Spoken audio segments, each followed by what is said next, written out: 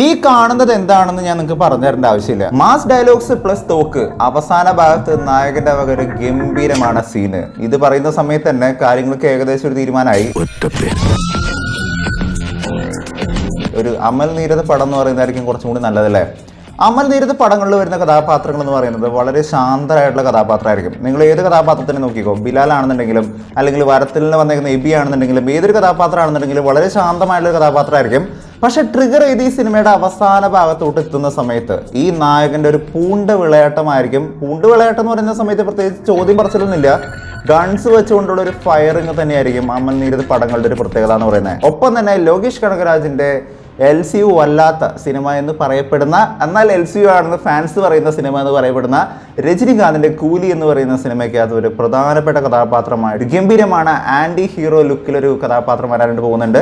അതിനെക്കുറിച്ചാണ് നമ്മൾ പറയാനായിട്ട് പോകുന്നത്. എല്ലാ പ്രേക്ഷകർക്കും പുതിയ വീഡിയോയിലേക്ക് സ്വാഗതം. എൻ്റെ പേര് ഡൊണാൾഡ് എന്നാണ്. So welcome back to today's video. Lokesh Kanagaraj Rajinikanth പടത്തിനെ കുറിച്ച് ആദ്യമേ തന്നെ പറയണം. കാരണം ഇത് ഇങ്ങനെ സംഭവിച്ച ആ ഒരു വലിയ നടന്റെ, ആ ഒരു വലിയ സൂപ്പർ സ്റ്റാറിന്റെ തിരിച്ചുവരവിന്റെ ആയിരിക്കുന്ന ഒരു കാര്യം വേണം പറയാനായിട്ട്.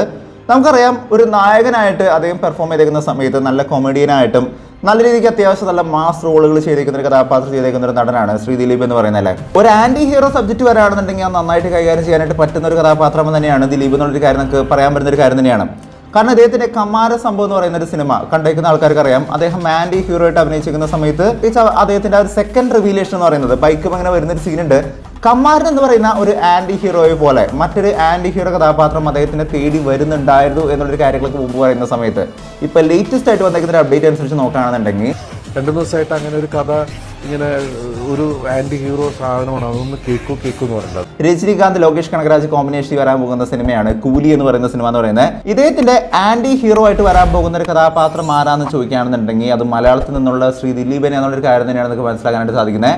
ദിലീപാണ് ഈ സിനിമയ്ക്കകത്ത് വരാനായിട്ട് പോകുന്നത് എന്നുള്ള കാര്യങ്ങളൊക്കെ റൂമേഴ്സും ടോക്സ് ഒക്കെ ആയിട്ട് വരുന്ന ഒരു കാര്യം തന്നെയാണ്. രജനികാന്ത് ഏറ്റവും കൂടുതൽ പ്രതിഫലം വാങ്ങുന്ന ഒരു സിനിമ തന്നെയാണിത്. ഏഷ്യയിലെ തന്നെ ഏറ്റവും കൂടുതൽ പ്രതിഫലം വാങ്ങുന്ന ഒരു ആക്ടറായിട്ട് വീണ്ടും രജനികാന്ത് മാറിയേക്കാന്നുള്ളൊരു കാര്യം കൂടി പറയുന്ന സമയത്ത് നാളെ ജൂൺ 10-ാം തീയതിയാണ് ഈ സിനിമയുടെ ഷൂട്ടിംഗ് ആരംഭിക്കാനായിട്ട് പോകുന്നത് എന്നുള്ളൊരു കാര്യം കൺഫേം ആയിട്ട് കിട്ടിയിരുന്ന ഒരു ന്യൂസ് തന്നെയായിരുന്നു. ഇതനുസരിച്ച് നോക്കുകയാണെന്നുണ്ടെങ്കിൽ ഒരു പക്ഷേ ദിലീപ് വരുന്നുണ്ടെങ്കിൽ ഈ സിനിമയ്ക്കകത്ത് ദിലീപിന്റെ കഥാപാത്രം എന്ന് പറയുന്നത് ഒരു ആന്റി ഹീറോ കഥാപാത്രം തന്നെയായിരിക്കും. ഇപ്പം അറിയാലോ, കോമഡി അധികം വഴങ്ങുന്നില്ല എന്ന് പറയുന്ന ഫാൻസിനെ സംബന്ധിച്ചിടത്തോളം, അല്ലെങ്കിൽ അദ്ദേഹത്തിന്റെ ഹേറ്റേഴ്സിനെ സംബന്ധിച്ചിടത്തോളം, അല്ലെങ്കിൽ ഒരു നോർമൽ സിനിമാ പ്രേക്ഷകനെ സംബന്ധിച്ചിടത്തോളം പഴയ രീതിക്ക് ദിലീപിനെ പെർഫോം ചെയ്യാനായിട്ട് പറ്റുന്നില്ല. പഴയ രീതിക്ക് ആ ഒരു കോമഡി രംഗങ്ങൾ വർക്കൗട്ട് ആവുന്നില്ല എന്ന് പറയുന്ന സമയത്ത് ട്രാക്ക് മാറ്റാനായിട്ട് പറ്റുന്ന ഒരു ബ്രഹ്മാണ്ഡ പടം തന്നെയായിരിക്കും ലോകേഷിന്റെ പടം എന്ന് പറയുന്നത്. കാരണം ഒരു നല്ലൊരു റീ എൻട്രി കിട്ടാനായിട്ട് ചാൻസ് ഉള്ള ഒരു പടം തന്നെയായിരിക്കും. ഒരു ആന്റി ഹീറോ സബ്ജക്ട് എന്ന് പറയുന്ന സമയത്ത് അറിയാലോ, ലോകേഷിന്റെ എല്ലാ സിനിമകളിലും വില്ലന്മാർക്കാണ് കൂടുതൽ ഹൈപ്പ് കിട്ടാറുള്ളത്. അപ്പൊ ആ രീതിക്ക് നോക്കുകയാണെന്നുണ്ടെങ്കിൽ ഒരു നല്ലൊരു കംബാക്ക് തന്നെയായിരിക്കും ദിലീപിന് സംഭവിക്കാതുള്ളൊരു കാര്യം തന്നെയാണ് നമുക്ക് മനസ്സിലാക്കാൻ പറ്റുന്നത്. കഴിഞ്ഞ ദിവസം 9/6/2024 എന്ന് പറയുന്ന ദിവസത്തിൽ ഒരു വലിയൊരു അപ്ഡേറ്റ് വരുന്നുണ്ടെന്നുള്ളൊരു കാര്യം പറയുന്ന സമയത്ത് അമൽ നീരദിന്റെ ഇൻസ്റ്റാഗ്രാം പേജ് എന്ന് പറയുന്ന സമയത്ത് അതിനകത്തൊരു അപ്ഡേറ്റ് വരുന്നുണ്ടെന്ന് പറയുന്ന സമയത്ത് നമ്മുടെ മനസ്സിലോട്ട് ആദ്യം വരുന്ന ഒരു പേര് എന്ന് പറയുന്നത് വേറെ ഒന്നും ആയിരിക്കില്ല, ബിലാൽ എന്ന് പറയുന്ന ഒരു പേരിനെ ആയിരിക്കും. കോവിഡ് തുടങ്ങുന്നതിന് മുമ്പ് ഈ സിനിമയുടെ ഷൂട്ടിംഗ് വരെ സ്റ്റാർട്ട് ചെയ്യാനായിട്ടുള്ള എല്ലാ പരിപാടികളും സെറ്റ് ചെയ്ത് വെച്ച് തന്നെയായിരുന്നു. ഡേറ്റ്സ് വരെ എല്ലാം ഷെഡ്യൂൾ ചെയ്ത് വെച്ചാൽ തന്നെയായിരുന്നു. പക്ഷേ പിന്നീട് ഈ സിനിമ ഡ്രോപ്പ് ചെയ്തോ ഇല്ല എന്നുള്ളൊരു കാര്യമൊക്കെ നമുക്ക് അറിയാത്തൊരു കാര്യം തന്നെയായിരുന്നു. അപ്പോൾ അമൽ നീരദിന്റെ ഒരു അപ്ഡേറ്റ് വരുന്നുണ്ടെന്ന് പറയുന്ന സമയത്ത് സ്വാഭാവികമായിട്ട് നമ്മുടെ മനസ്സിലോട്ട് വരുന്നത് ബിലാലിന്റെ അപ്ഡേറ്റ് ആയിരിക്കും എന്നുള്ളൊരു കാര്യം തന്നെയാണ്. പക്ഷേ പിന്നീടാണ് നമുക്ക് മനസ്സിലാക്കാനായിട്ട് സാധിച്ചത് അത് കുഞ്ചാക്കോബന്റെ സിനിമയുടെ അപ്ഡേറ്റ് ആണ്.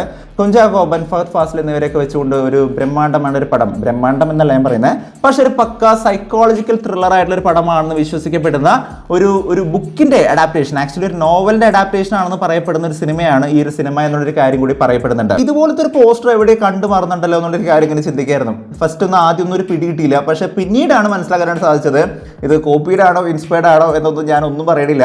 പക്ഷെ ഓൾഡ് ബോയ് എന്ന് പറയുന്ന സിനിമയുടെ പോസ്റ്ററിന്റെ അതേ തന്നെ ലുക്ക് അല്ലെങ്കിൽ ഇൻസ്പയർഡ് ചെയ്തുകൊണ്ട് തന്നെയാണ് ഈ ഒരു പോസ്റ്റർ ഉണ്ടാക്കിയത് എന്നുള്ളൊരു കാര്യം തന്നെയാണ് നമുക്ക് മനസ്സിലാക്കാനായിട്ട് സാധിക്കുന്ന ഒരു കാര്യം എന്ന് പറയുന്നത്. ഇവിടെ വന്നേക്കുന്ന ഈ ഒരു പോസ്റ്റർ നമ്മൾ നോക്കുകയാണെന്നുണ്ടെങ്കിൽ ആദ്യം തന്നെ റിവീൽ ചെയ്തിട്ടുള്ള ക്യാരക്ടർ എന്ന് പറയുന്നത് കുഞ്ചാക്കോബൻ ആയിരുന്നു. ഇദ്ദേഹത്തിന്റെ കഥാപാത്രം ആന്റി ഹീറോ ആണോ എന്നുള്ളൊരു കാര്യം കൂടി നമുക്ക് ഡീറ്റെയിൽ ആയിട്ട് പറയാം. അതിനു മുമ്പ് ബാക്കിയുള്ള ക്യാരക്ടേഴ്സിനെ കൂടി റിവീൽ ചെയ്യാം. ഇവിടെ നമുക്ക് കാണാൻ സാധിക്കുന്നത് ഫഹദ് ഫാസിലിനെയാണ്. ആദ്യം ഈ ഒരു പടം ഇറങ്ങുന്ന സമയത്ത് കുഞ്ചാക്കോബന്റെ പടം എന്ന് പറയുന്ന സമയത്ത് ഓക്കെ അമൽ നീരദ് പടം എന്ന് കാണാമെന്ന് വിചാരിക്കുന്ന സമയത്ത് പോലും അമൽ നീരദിന്റെയും ഫഹദ് ഫാസിലിന്റെ കൂടിയിട്ടുള്ള ഒരു കോമ്പിനേഷൻ കൂടിയാണ് ഈ സിനിമ എന്ന് പറയുന്ന സമയത്ത് സിനിമ കാണാനായിട്ടുള്ള ആവശ്യം കുറച്ചും കൂടി കൂടാണ്. കാരണം വരത്തം പോലെയുള്ള സിനിമയാണ് വരാനായിട്ട് പോകുന്നത് എന്നുള്ളൊരു കാര്യം ചോദിക്കുകയാണെന്നുണ്ടെങ്കിൽ അതിനെക്കുറിച്ചും ഒരു കൃത്യമായിട്ടുള്ള അപ്ഡേറ്റ് ഇപ്പോൾ നമുക്ക് കൃത്യമായിട്ട് കിട്ടിയിട്ടുണ്ട്. ഫഹദ് ഫാസിലിന്റെ ക്യാരക്ടറിന്റെ പേരോ കാര്യങ്ങളൊന്നും റിവീൽ ചെയ്തിട്ടില്ല. പക്ഷേ ഇദ്ദേഹത്തിന്റെ കൈകളിൽ നിങ്ങൾക്ക് കാണാനായിട്ട് വരുന്നത് ഒരു പിസ്റ്റൾ തന്നെയാണ്. അതായത് പിസ്റ്റൾ എന്ന് പറയുകയാണെന്നുണ്ടെങ്കിൽ പോലീസുകാർക്ക് യൂസ് ചെയ്യുന്ന ടൈപ്പ് ഒരു പിസ്റ്റൾ തന്നെയാണ് നിങ്ങൾക്ക് കാണാനായിട്ട് വരുന്നത്. ഞാൻ എന്തുകൊണ്ടാണ് പോലീസ് എന്ന് പറഞ്ഞു നോക്കുകയാണെന്നുണ്ടെങ്കിൽ അതിന്റെ കാരണം ഞാൻ എന്താണെന്നുള്ളത് ഞാൻ ഡീറ്റെയിൽ ആയിട്ട് പറയാം. പിന്നെ റിവീൽ ചെയ്തിരിക്കുന്നത് ജ്യോതിർമയാണ്. ജ്യോതിർമയുടെ ആ ഒരു ക്യാരക്ടർ വളരെ ഡെഡ്ലി ആയിട്ടുള്ള ഒരു ക്യാരക്ടർ ആണെന്നുള്ള കാര്യം ആ ഒരു ലുക്കിൽ തന്നെ മനസ്സിലാക്കാൻ പറ്റുന്നുണ്ട്. കുറച്ച് പ്രായമായിട്ട് നിൽക്കുന്ന ഒരു കഥാപാത്രമാണ്. പക്ഷേ ഇവരെ നമ്മൾ നോക്കുകയാണെന്നുണ്ടെങ്കിൽ ഇവർ മാനസികപരമായിട്ട് ഓക്കെ ആണോ എന്നുള്ളൊരു കാര്യം പോലും സംശയിക്കേണ്ടിയിരിക്കുന്നു. കാരണം ഒരു നോവലിൽ നിന്നും അഡാപ്റ്റ് ചെയ്തേക്കുന്ന ഒരു സിനിമയാണെന്ന് ഞാൻ നേരത്തെ പറഞ്ഞു. പിന്നെ ശൃന്ദ ഈ ഒരു സിനിമയ്ക്കകത്ത് വരുന്നുണ്ട്. ഇവർ ലുക്ക് കാണുന്ന സമയത്ത് ഒരു വീട്ടു ജോലിക്കാരുടെ പോലെ അവർ തോന്നുന്നുണ്ടല്ലേ, അതായത് വീട്ടിൽ ജോലി ചെയ്യുന്ന ഒരു സാധാരണ ഒരു സ്ത്രീയുടെ പോലെ നമുക്ക് തോന്നുന്നുണ്ട്. ഇത്രയും കഥാപാത്രത്തിന് വെച്ചുകൊണ്ട് ഈ സിനിമയുടെ ടൈറ്റിൽ ഇട്ടേക്കുന്നത് ബോഗൻവില്ല എന്നാണ്.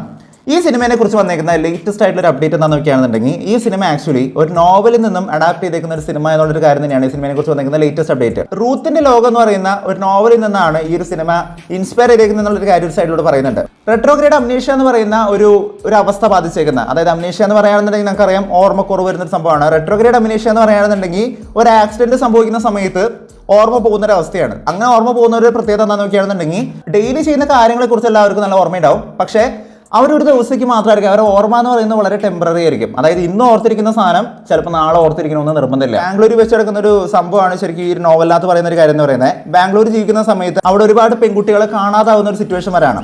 പല തവണകളിലായിട്ട് പല പെൺകുട്ടികളെ കാണാതാവുന്ന സമയത്തും അവസാനം ഒരു പെൺകുട്ടീനെ കാണാതാവുന്ന സമയത്ത് ആ സ്പോട്ടിൽ പോലീസുകാർ ഇൻവെസ്റ്റിഗേറ്റ് ചെയ്യുന്ന സമയത്ത് പോലീസുകാർ കണ്ടെത്തുന്ന ഒരു കഥാപാത്രം തന്നെയാണ് റൂത്ത് എന്ന് പറയുന്നത്. തുടർന്ന് റൂത്തിന്റെ സഹായം വെച്ചുകൊണ്ട്, റൂത്തിന് ഓൾറെഡി റെട്രോഗ്രേഡ് അംനീഷ്യ എന്ന് പറയുന്ന ഒരു അവസ്ഥയിലാണ് അവിടെ നിൽക്കുന്നത്. അതായത് കൃത്യമായിട്ട് പല കാര്യങ്ങളെ കുറിച്ച് ഓർമ്മിക്കാൻ പറ്റുന്ന ഒരു കഥാപാത്രമല്ല. പക്ഷെ എങ്കിൽ പോലും ഇവരെ സഹായം വെച്ചുകൊണ്ട് ഈ കാണാതായ പെൺകുട്ടികളെ കണ്ടുപിടിക്കുന്ന കാര്യങ്ങളൊക്കെ ഈ സിനിമയ്ക്കകത്ത് ഒരു സൈഡിലൂടെ പറഞ്ഞു പോകാനായിട്ടുള്ള ചാൻസ് വളരെ കൂടുതലാണ്. കാരണം ഈ ഒരു നോവലിനകത്ത് ഇത്തരത്തിലാണ് ഈ ഒരു കഥ പറഞ്ഞു പോകുന്നത്. ഒരു പക്ഷേ ഈ സിനിമയ്ക്കകത്ത് വരാൻ പോകുന്ന ഫഹദ് ഫാസിലിന്റെ കഥാപാത്രം എന്ന് പറയുന്ന ഒരു പോലീസ് കഥാപാത്രമായിരിക്കാം. റൂത്ത് എന്ന് പറയുന്ന ഈ സിനിമയിൽ വരുന്ന ജ്യോതിർമയുടെ കഥാപാത്രത്തിന്റെ ഹെൽപ്പോട് കൂടിയിട്ട് ഈ ഒരു ഇൻവെസ്റ്റിഗേഷൻ കംപ്ലീറ്റ് ചെയ്യാനായിട്ട് നിൽക്കുന്ന ഒരു കഥാപാത്രമായിരിക്കും ഒരു പക്ഷേ ഫഹദ് ഫാസിലിന്റെ കഥാപാത്രം എന്ന് പറയുന്നത്. അവരുടെ ഭർത്താവായിട്ട് വരുന്ന കഥാപാത്രമായിരിക്കും ഒരു പക്ഷേ ഷറഫുദ്ദീന്റെ കഥാപാത്രം എന്ന് പറയുന്നത്. അതല്ലെങ്കിൽ ഒരു പക്ഷേ കുഞ്ചാക്കോബൻ ആയേക്കാം. അങ്ങോട്ടും ഇങ്ങോട്ടും ഷിഫ്റ്റ് ആകാനായിട്ട് ചാൻസ് വളരെ കൂടുതലാണ്. പോലീസിനെ ഹെൽപ്പ് ചെയ്യുന്ന കഥാപാത്രമാണ് റൂത്ത് എന്ന് പറയുന്ന ജ്യോതിർമയുടെ കഥാപാത്രം എന്നുണ്ടെങ്കിൽ ആ ഹെൽപ്പ് ചെയ്തതിന്റെ പേരിൽ ജ്യോതിർമയനെ തീർക്കാനായിട്ട് ഒരു പക്ഷേ ഇതിനകത്ത് വരുന്ന പ്രധാനപ്പെട്ട വില്ലന്മാർ കടന്നു വരുന്ന സമയത്ത്, അതായത് അറിയാലോ എല്ലാ അമൽനീരത് പടത്തിനകത്ത് കാണുന്ന പോലെ ഭാരത സിനിമയ്ക്കകത്ത് നമ്മൾ നോക്കുകയാണെന്നുണ്ടെങ്കിൽ ശാന്തരായിട്ട് നിൽക്കുന്ന കുറച്ച് കഥാപാത്രങ്ങളുടെ ലൈഫിലോട്ട് മറ്റ് കഥാപാത്രങ്ങൾ ഇടിച്ചു കയറി ചെല്ലുന്ന സമയത്താണ് നമ്മുടെ എബി എന്ന് പറയുന്ന കഥാപാത്രം വളരെ വയലന്റ് ആയിട്ട് മാറുന്നത്. എന്ന് പറഞ്ഞേക്കുന്ന പോലെ തന്നെ ജ്യോതിർമയുടെ ലൈഫിലോട്ട് അവരെ അറ്റാക്ക് ചെയ്യാനായിട്ട് മറ്റ് ഗുണ്ടകൾ അല്ലെങ്കിൽ മറ്റുള്ള ആൾക്കാർ കടന്നു വരുന്ന സമയത്ത് ആ സമയത്തായിരിക്കും ഒരു പക്ഷേ ഇവരുടെ ട്രിഗർ മാറുന്നത്. ഇവർ തിരിച്ച് അറ്റാക്ക് ചെയ്യാനായിട്ട് ശ്രമിക്കുന്നത്. അങ്ങനെ ഒരു പക്ക ഒരു ട്രിഗർ ചെയ്യുന്ന ഒരു ക്ലൈമാക്സ് ആയിരിക്കാം ഒരു സൈക്കോളജിക്കൽ ത്രില്ലർ ആയിട്ട് പറഞ്ഞു പോയിക്കൊണ്ട് അവസാനം എത്തുന്ന സമയത്ത് ഒരു വൺ മാൻ ഷോ തന്നെ ആയിരിക്കാം. അല്ലെങ്കിൽ കൂടുതൽ പ്രാധാന്യം കൊടുക്കാനായിട്ട് സാധ്യത എന്ന് പറയുന്നത് ഒരു പക്ഷേ ഈ റൂത്ത് എന്ന് പറയുന്ന കഥാപാത്രത്തിന് തന്നെ ആയിരിക്കാം എന്നുള്ളൊരു കാര്യം തന്നെയാണ് നമുക്ക് മനസ്സിലാക്കാനായിട്ട് സാധിക്കുന്നത്.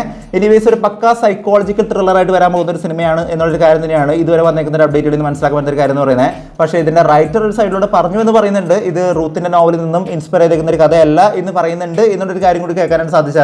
അതിനെക്കുറിച്ചുള്ള കൃത്യമായിട്ടുള്ള സോഴ്സ് നമുക്ക് കൃത്യമായിട്ട് കിട്ടിയിട്ടില്ല. സോ എനിവേസ് ഒരു അമൽനീരത് പടം എന്ന് പറയുന്ന സമയത്ത് അതന്നെ ധാരാളമാണ്. ഒരു പടത്തിനെ കുറിച്ച് കാത്തിരിക്കാനായിട്ട് അതന്നെ ധാരാളമാണ്.